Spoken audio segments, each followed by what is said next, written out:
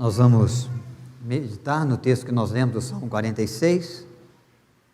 A Bíblia também nos lembra em Provérbios capítulo 16, verso 1, que o coração do homem é aquele que faz planos, mas a resposta certa vem sempre dos lábios de Deus. E esse texto do Salmo 46 nos lembra essa verdade. Todos nós planejamos, todos nós almejamos sucesso e eficácia naquilo que desejamos fazer. São muitas ações, são muitos projetos, são muitas tarefas que agendamos para nós, para a nossa casa, para o nosso trabalho, para o exercício da nossa fé, para o nosso serviço junto à igreja e ao reino. A igreja mesmo tem uma agenda de atividades, de eventos, de projetos, que nós programamos a cada fim de cada ano para o ano seguinte. Mas é bem verdade que sempre somos surpreendidos com algumas impossibilidades. Às vezes nos deparamos com aquelas limitações que são nossas, que nós não contávamos, porque achávamos que ia dar, achávamos que éramos capazes de fazer, mas não somos. Quando vamos realizar as tarefas, fazer as ações, não damos conta. Mas achávamos que íamos conseguir. Outras vezes são situações, circunstâncias que se levantam e que dificultam para nós as ações, que exigem mais do que aquilo que a gente pode dar, e que exigem mais do que aquilo que a gente esperava. Nós planejamos, fizemos até as contas, mas a conta por algum motivo não vai fechar mesmo. Surgiram coisas novas, custos novos, e a gente teve que rever as nossas agendas, rever os nossos planos. O coração do homem faz planos para realizar sonhos, para alcançar etapas, para vencer limites, para dar um passo a mais no trabalho ou nos estudos, para progredir, para crescer, para alcançar o sucesso que a gente espera alcançar. Mas às vezes somos tomados por uma enfermidade nossa ou na nossa casa, somos tomados por uma conta inesperada que de repente surgiu. Pode ser a da farmácia, mas pode ser também a do carro que quebrou. E agora vai fazer com que a gente mexa nas nossas contas. Ou então é o país mesmo que, em razão das circunstâncias de uma pandemia como nós estamos vivendo, fomos surpreendidos desde o ano passado, gera dificuldades econômicas, gerou desemprego, gerou aumento de custo das coisas. Coisas vão subindo no preço. Isso tudo vem como que para frustrar os nossos planos, gera uma certa decepção, uma certa frustração, e se a gente não se animar, se a gente não se reanimar no Senhor, não dá para seguir. Então, olhando para esse texto dos Salmos, especialmente para o verso 1, para o verso 7, são os dois versículos que eu quero a sua atenção de forma especial, o verso 1, o verso 7 do capítulo 46, Deus é o nosso refúgio e fortaleza, socorro bem presente nas tribulações. Verso 7, o Senhor dos exércitos está conosco, Deus de Jacó é o nosso refúgio. Esses dois versículos principalmente, chamar a sua atenção para verdades bíblicas desse texto, da palavra de Deus, que podem nos reanimar diante das crises, diante do ter que mexer nos nossos planos e projetos, para entender o projeto de Deus, a vontade de Deus, e para encaixar os nossos sonhos, as nossas ações dentro daquilo que Deus tem nos dado, dentro daquilo que Deus tem feito para nós e reserva ainda para fazer pelo grande amor que tem para conosco. Essas verdades estão neste salmo, mas estão também na palavra de Deus, em muitos outros textos, e alguns deles nós vamos lembrar para fortalecer a nossa reflexão diante do Senhor, para que, quem sabe, possamos vencer os obstáculos e as circunstâncias que nos limitam, pela verdade da grandeza de Deus, do Senhor, do Rei dos Reis, que em tudo nos sustenta. Vamos avaliar, irmãos, nesse salmo, que Deus governa. Essa é uma grande verdade bíblica que deve nos animar diante da frustração dos nossos projetos, porque nós somos falhos sim nos nossos projetos, nós temos limitações sim, nós erramos quando planejamos, nós achamos que conhecíamos e não conhecemos, Nós achamos que tinham avaliado todas as situações, todas as circunstâncias, e de repente percebemos que não avaliamos tão bem, e quando avaliamos bem, outra coisa vai surgir para nós, uma circunstância nova, inesperada. Um vírus que promove uma pandemia que atinge a humanidade, que mexe com a agenda de todo mundo e que desafia todo mundo a rever o jeito de fazer, o jeito de trabalhar, o jeito de ganhar, o jeito de lucrar, o jeito de alcançar o sonho e o projeto que estava estabelecido. Nós fazemos planos, resposta é certa, só Deus tem, mas há uma verdade que nós não podemos esquecer: o Senhor, Ele governa em qualquer tempo da história. Ele jamais vai perder a possibilidade de ser rei, rei dos reis, senhor dos senhores. Ele está acima de todos, Ele está acima das circunstâncias. Aquilo que surpreende para mim, que amedronta o seu coração, que limita a sua ação, não surpreende, não limita, não amedronta de forma alguma o nosso Deus. Nada pega o Senhor de surpresa. Nada passa desapercebido do olhar de Deus quando Ele planeja, quando Ele vai exercer a sua vontade. Ele sabe o que aconteceu, o que acontece, o que está na história, o que está nos bastidores da história, o que motivou o sujeito a fazer ou a não fazer. Ele é onisciente, Ele sabe de tudo, e por isso Ele governa e tem poder sobre todas as coisas. Quando nós olhamos para esse texto do Salmo, o salmista no seu cântico, ele vai descrevendo algumas coisas, que eu não sei se você observou, que são comuns à história da humanidade. Ele vai dizer assim no verso 2: portanto não temeremos, ainda que a terra se transtorne, e os montes se abalem no seio dos mares, ainda que as águas tumultuem e espumejem. Ele está dizendo, ainda que o planeta pareça virar de ponta cabeça, se abalar com a situação, com a circunstância nova, se surpreender, existe um rio junto a Sião que corre tranquilamente, que não se abala, que segue o seu curso da mesma forma, dia após dia, que não muda o seu curso, o seu propósito. Esse rio representa a presença de Deus, o agir de Deus, controle que Deus tem sobre tudo, sobre todos. Então o salmista faz um jogo de palavras, ele vai colocando aquilo que abala a terra, aquilo que atemoriza a terra, aquilo que demonstra que a terra de fato está sendo atingida violentamente por ventos fortes, por tempestades bravias, mas ele está dizendo, Deus está tranquilo do mesmo jeito, Ele está com o controle de tudo do mesmo jeito. Deus é como o rio que corre suavemente, tranquilamente o seu percurso, os montes se abalarem, a terra virar de ponta cabeça, circunstâncias inesperadas surgirem para o ser humano, e nada tira a tranquilidade, a paz, a serenidade, a soberania, o governo de Deus sobre nenhuma vida, sobre nenhuma história, sobre nenhuma nação, sobre nenhum povo. Ele reina, Ele governa. E é nesse governo de Deus, na certeza que o governo de Deus continua, que nós temos que nos apegar para refazer os nossos planos, para reanimar o nosso coração diante das perdas, diante do luto, diante do choro, diante da aflição, diante do desemprego, diante do desafio econômico, diante do desafio científico, clínico, para continuar colocando a nossa vida e o curso da nossa história nas mãos desse Deus que governa. Nós lemos um texto de Isaías 40, que fala da grandeza de Deus, do governo de Deus, da sabedoria de Deus,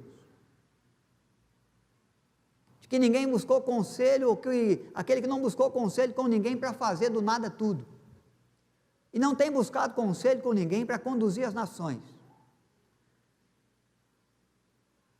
Isaías mesmo, nós lemos o capítulo 40, mas tinha reservado para ler com os irmãos também o capítulo 6, o momento do chamado do profeta. A cidade está de ponta cabeça, a nação está caminhando para ser entregue às mãos dos babilônicos. Vai ser assolada, os montes em Israel vão tremer, os reis, os governantes vão ser destituídos. Isaías, no capítulo 6, ele abre o texto dizendo: olha, o rei morreu, o trono de Israel estava vazio, mas Deus me deu a possibilidade de erguer os olhos um pouco mais e de contemplar o trono de Deus nos céus, e Deus estava sentado sobre o seu alto e sublime trono. Não há rei em Israel, há incertezas então para a nação, porque o império babilônico, o exército babilônico marcha contra as nações da terra e vem criando e causando grande assolação, fazendo tremer os montes e agitar as águas do mar. Mas Deus continua no governo, Deus continua no seu trono. Não há governante em Israel, mas há um governante sobre todos os reinos, sobre todos os reis. Esse cântico, ele declara essa grande verdade. Às vezes a cidade está sendo assolada, a minha vida está sendo posta de ponta cabeça. Eu estou vivendo perdas, estou vivendo incerteza, estou com o coração temendo. Os meus planos se frustraram todos, eu estou desanimado, porque tudo que eu pensei que ia dar para fazer, não deu. Ou aquilo que eu mais esperava realizar, eu não consegui realizar. Isso me levou num desânimo tremendo. Uma falta de confiança, uma falta de autoestima, uma falta de vontade de seguir em diante, planejar de novo. Isaías estava vivendo um tempo assim, que se ele olhasse para as situações humanas, para as circunstâncias terrenas, da história, do histórico de Israel, ele dizia: eu vou parar, eu não vou assumir um governo de profeta. Mas é que ele não contempla o trono de Israel vazio, ele contempla o trono de Deus que governa. Ele segue acreditando de que o Senhor é aquele que anda sobre a tempestade, que o que amedronta o marinheiro, o discípulo no mar da Galileia, que o leva a temer e achar que agora não vai dar para chegar do outro lado, é o fim da nossa vida, é o fim da nossa história. Jesus se manifesta andando sobre as águas, as mesmas águas que causavam temor e tremor no coração dos apóstolos, porque ele governa. Ele é aquele que faz com que eles tenham que perguntar: quem é esse, que até o vento e o mar lhe obedecem? É o Deus dos deuses, Senhor dos senhores, aquele que está acima de tudo e de todos, aquele que governa e que se torna, como o salmista diz, refúgio na tempestade. Refúgio certo, Deus é nosso refúgio e fortaleza, socorro presente diante das tribulações que nos apavoram. Essa é uma verdade que nos anima. O Senhor governa, Deus governa.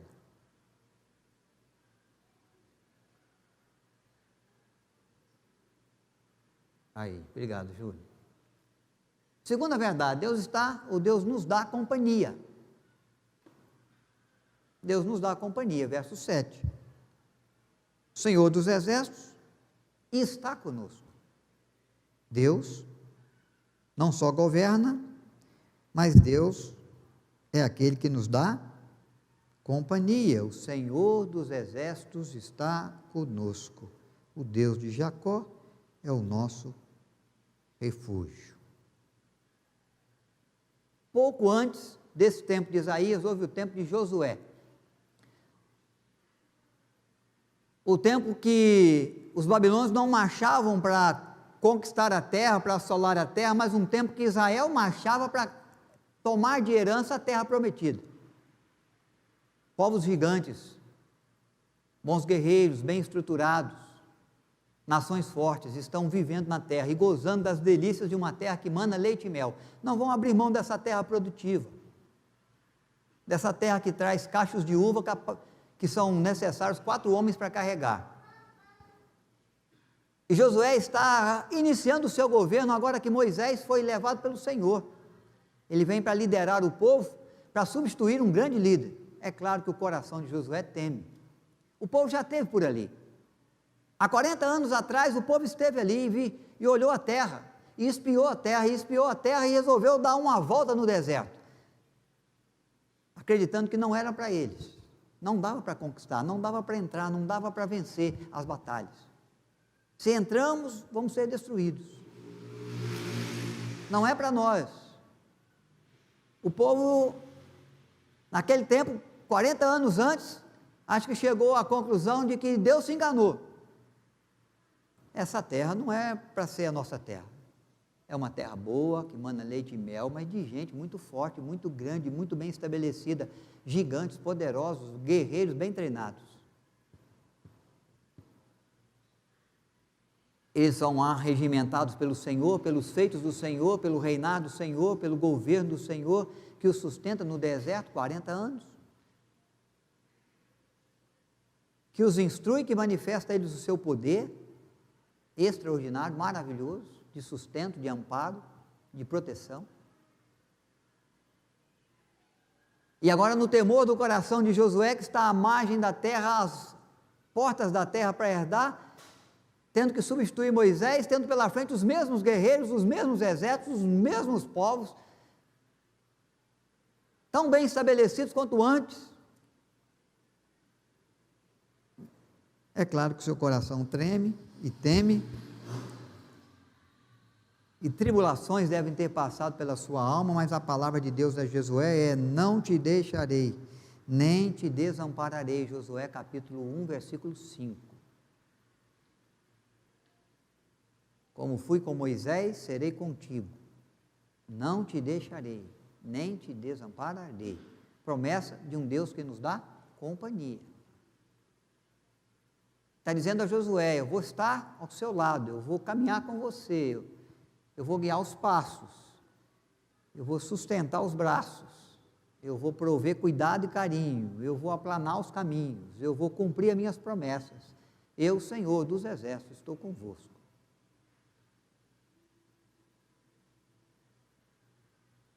Encontramos a graça de Deus e a presença de Deus muito mais forte, muito mais intensa entre os homens na pessoa de Cristo, o Emanuel, Deus conosco.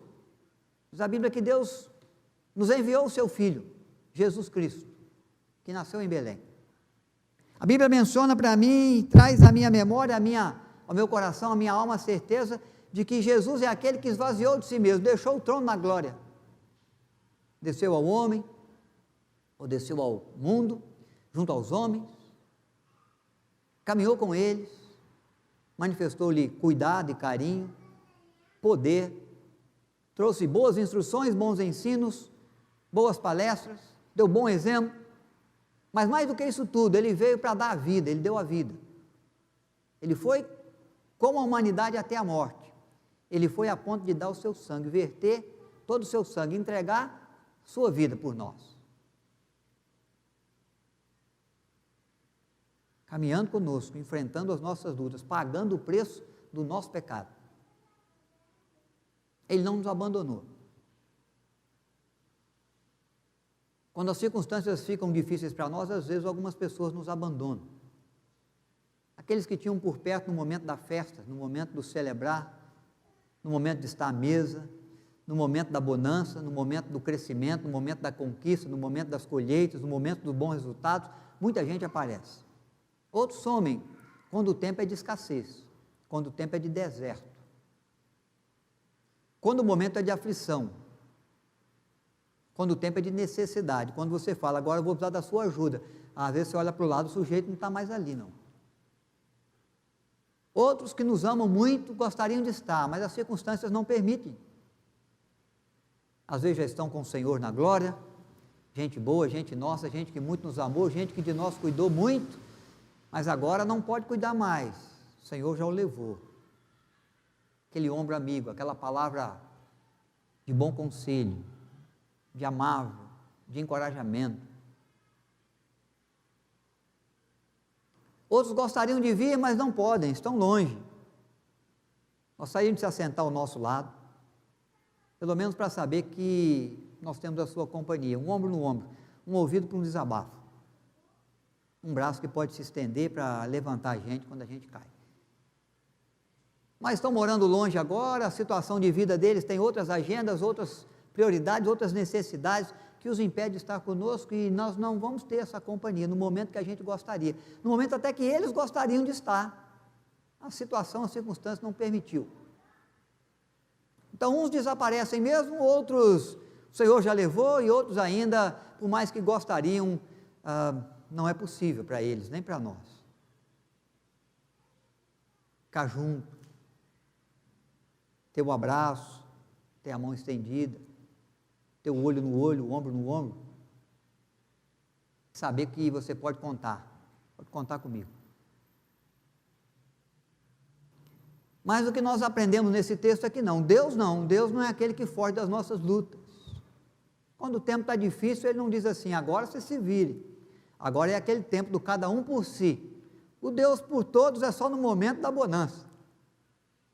Não, é nessa hora das nossas dificuldades, das nossas mazelas, das nossas aflições, quando os planos, os projetos não dão certo, quando as coisas se tornam difíceis para nós, além daquilo que a gente é capaz de suportar, quando se exige, a vida exige mais do que a gente pode dar, é que Deus vem e se coloca ao nosso lado. É isso que o salmista está dizendo. Quando a terra está tremendo, quando o mar está bravejando, quando o vento está soprando forte, aquele que é soberano e governa e não se abala de nenhuma forma, é aquele que se coloca ao nosso lado. Quando as nações estão sendo quebradas, quando os reis estão sendo destituídos, quando os governos estão em crise, e não conseguem governar, não encontram recurso e caminho para assistir a necessidade de um povo. Quando a coisa fica feia, quando o momento é ruim para mim, o Senhor se coloca ao meu lado. O salmista está dizendo, olha só, o Senhor dos Exércitos está convosco. Ele não está dizendo, quem sabe o Senhor dos Exércitos traz uma companhia em algum momento. Quem sabe Deus tem alguma palavra para te dar nesse tempo da sua dor, da sua incerteza. Ele está dizendo um imperativo, numa certeza, numa convicção. O Senhor está convosco. Ele te dá companhia. Ele te traz presença. Aquele que não poupou o seu filho, antes o entregou por nós. É aquele que vai nos dar gratuitamente todas as outras coisas, as quais Ele sabe que nós precisamos. Ele não vai fugir das nossas lutas, Ele vai advogar as nossas causas. Ele vai lutar ao nosso lado, Ele vai lutar em favor de nós. E até enquanto nós descansamos, nós dormimos, diz o texto bíblico que nós precisamos repor as nossas forças. O nosso Deus não dorme e continua trabalhando para que amanhã eu tenha um dia de cuidado da sua mão. Eu percebo algum agir de Deus em meu favor. Então, para animar o nosso coração quando as coisas não caminham como a gente gostaria, não acontece como a gente planejou, pelo contrário, está tudo de ponta cabeça, parece que o monte está caindo em cima da gente, e a onda está batendo com muita força contra a nossa casa, contra os nossos planos, contra a nossa vida profissional, contra a nossa fé. Ter a certeza de que o Deus que governa nos dá companhia. O Senhor Jesus, falando da missão da igreja, da missão dos apóstolos, de fazer discípulos de todas as nações, Ele vai dizer o seguinte: vocês vão para cumprir uma missão que eu vos confio. Há muita coisa pela frente, vai ter prisões, vai ter açoites, vai ter morte, vai ter dias de incerteza, vai ter dias de insegurança, vai ter muitos dias de risco, vai ter muitos dias em que você planejou, não saiu nada como você planejou, que você vai fazer, mas não vai ver resultado, vai esperar alguém em sua defesa, e ninguém vai aparecer para te defender, nenhuma testemunha sequer, como Paulo quando foi julgado, esperou alguém para defender, nenhum homem, nenhuma mulher se apresentou. Mas Jesus vai dizer aos discípulos: eu contudo estarei convosco todos os dias, até a consumação do século. É uma promessa no imperativo, na certeza de que Ele não vai deixar de nos dar companhia todo dia, no tempo fácil, no tempo difícil, no tempo da conquista ou da perda, do riso ou do pranto. O Deus forte, o Deus da glória, se coloca ao nosso lado e às vezes nos sustenta com a sua mão e nos toma nos braços, como nós lemos, os cordeirinhos Ele vai conduzir nos braços, vai levar junto ao peito, vai sustentá-los, vai amamentá-los, vai lhes dar companhia, ainda que ande pelo vale da sombra da morte, disse Davi, não temerei mal nenhum, porque Tu estás comigo. Tu estás comigo. Tua vara, teu cajado me consola. Há socorro de Deus na companhia que Ele dá. Há socorro de Deus com a vida que Ele entregou. Quando o Rei dos Reis verteu sangue e morreu em favor da nossa vida, em razão dos nossos pecados, pagou o alto preço por nós na cruz do Calvário. Ele não fugiu nessa luta, nesse momento em que ele teve que dar a vida. Será que ele vai fugir agora? Ele fez quando foi exigido o seu sangue. Será que ele não vai poder fazer agora? Para animar o nosso coração. Quando as circunstâncias nos desafiam, é bom saber que nós temos conosco a companhia do nosso Deus. E Apocalipse nos dá uma grande verdade, nos revela uma grande verdade. Verdade que Cristo anunciou lá no Evangelho de João. Quando ele falava que ele ia para junto do Pai Celeste, ele ia voltar e iria se assentar à direita de Deus Todo-Poderoso, para governar sobre o mundo e sobre a sua igreja, para todo sempre. Apocalipse lembra que esse Cristo que nos deu companhia, que nos dá companhia, é aquele que vai voltar para nos buscar, para buscar a igreja.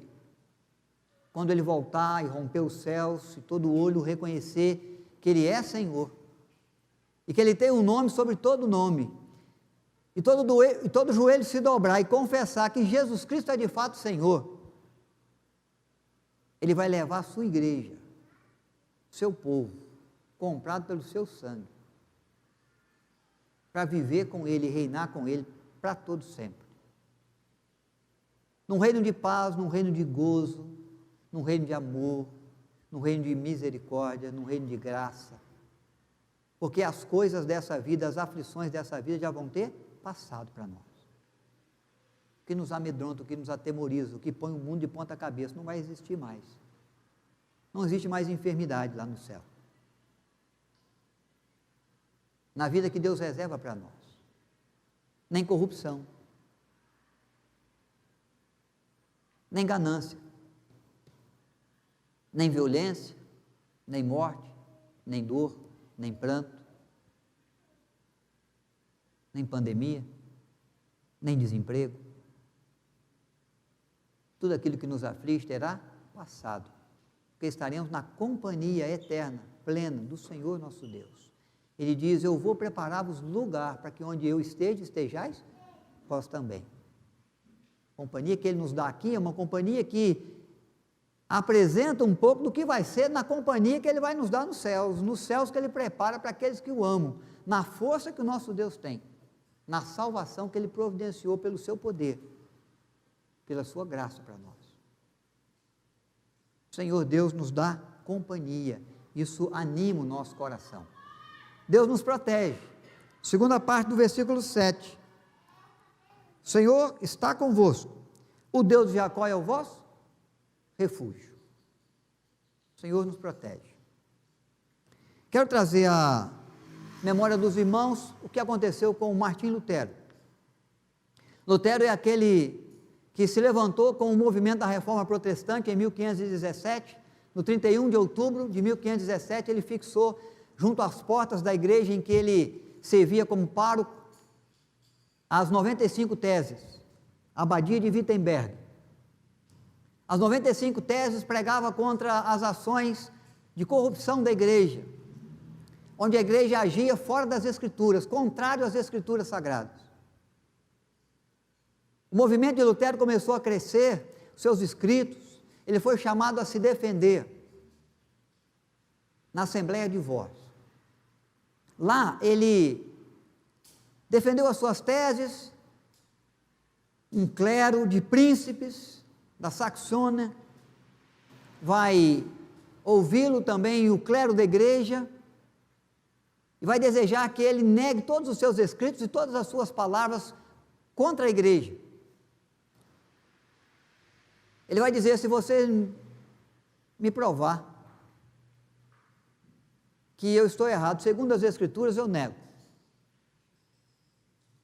Nego os meus escritos, nego os meus sermões,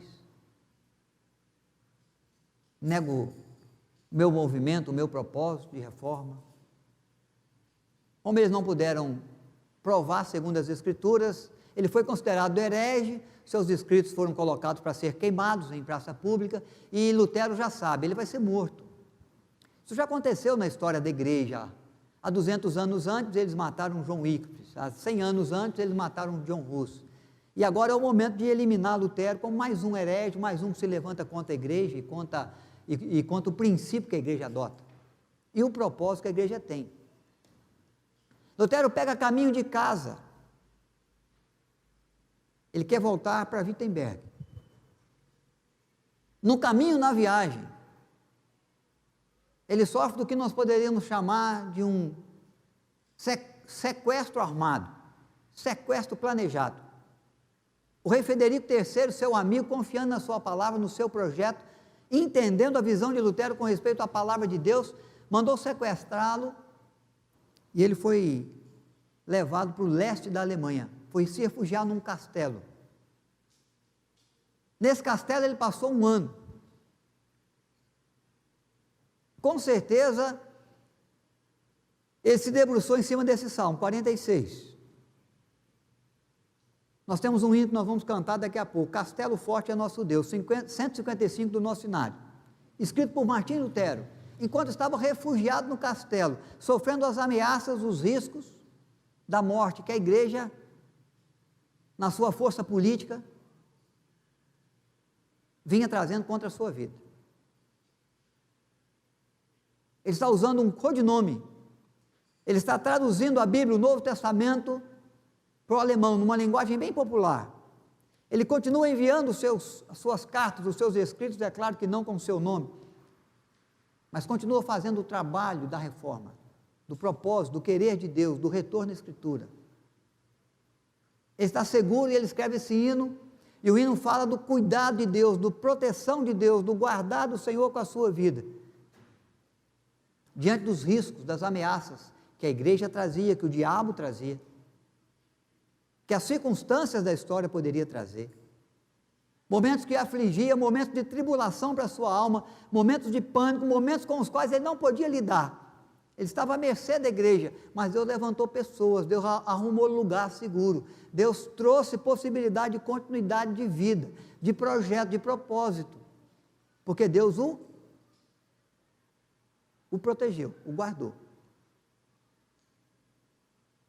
O salmista está vivendo essa mesma realidade. Senhor, reis estão tombando, nações estão se tornando como nada. Mas eu confio no Deus dos exércitos, que me dá companhia e que me protege. O Senhor dos exércitos está conosco. O Deus de Jacó é o nosso refúgio. Aquele castelo era refúgio de Deus para a vida, para a história de Lutero. O Senhor tem sido refúgio para mim, no tempo que Ele guarda a minha vida, que Ele zela pela minha casa, nas tempestades que vêm, nas circunstâncias adversas que surgem, quando os meus planos, os meus projetos não se realizam, viram nada, são destruídos, por um vírus que surge ou por outras situações que também aparecem, que nos colocam em perigo, que colocam em perigo a nossa casa, o nosso trabalho, a nossa sobrevivência. Eu tenho certeza que você deve se lembrar aí de algum momento que você tem certeza, se você está vivo aqui hoje ou viva, foi porque Deus te protegeu naquele momento. Nas estradas da vida com os nossos carros, movidos às vezes pela distração nossa no volante ou pela distração de alguém, pelos riscos quando caminhamos pela rua e vemos que vem gente violenta aí, vem gente perigosa. Nós passamos pelas ruas, pelas estradas, pelas avenidas, de cidades tranquilas, de cidades perigosas, em altas horas da noite, com possibilidade de armas na cabeça. Mas Deus nos protege, Deus nos livra. O Senhor dos exércitos, aquele que governa, está conosco, se torna o nosso refúgio. Lutero foi protegido porque Deus resolveu protegê-lo, quando ele não podia fazer nada. E às vezes eu não posso, quando eu vejo, Deus já me protegeu, eu não podia fazer nada, Ele fez por mim. Ele fez por você. Ele fez por um familiar seu que vem te visitar, mas que é acometido da Covid e vai para Limeira e tem que ser hospitalizado, né, Vitor? Corre risco de morte. Mas Deus nos protege, Deus nos livra. Há um guardar de Deus, há uma proteção de Deus que estende para nós a sua mão e que se torna esse castelo, esse refúgio que se tornou o castelo na vida, na história de Lutero. É Ele que nos guarda, é Ele que nos protege. Isso nos anima. Isso nos joga para cima, isso nos faz só olhar para frente, isso nos faz sonhar de novo. Isso nos coloca em condição, em possibilidade de dizer, se o Senhor for comigo, eu vou seguir, apesar das tempestades. Eu não vou desistir, eu não vou jogar a toalha, eu não vou abandonar o projeto, eu não vou engavetar o plano. Eu vou colocar tudo diante do Senhor e vou seguir. Porque o Senhor governa, porque o Senhor me dá companhia, porque o Senhor me protege, o Senhor me guarda.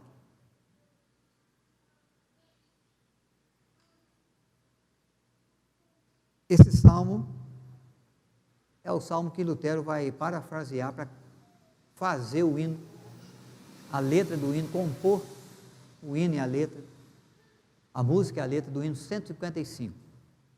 Nós vamos colocar em pé e nós vamos entoá-lo em gratidão e confiança diante de Deus.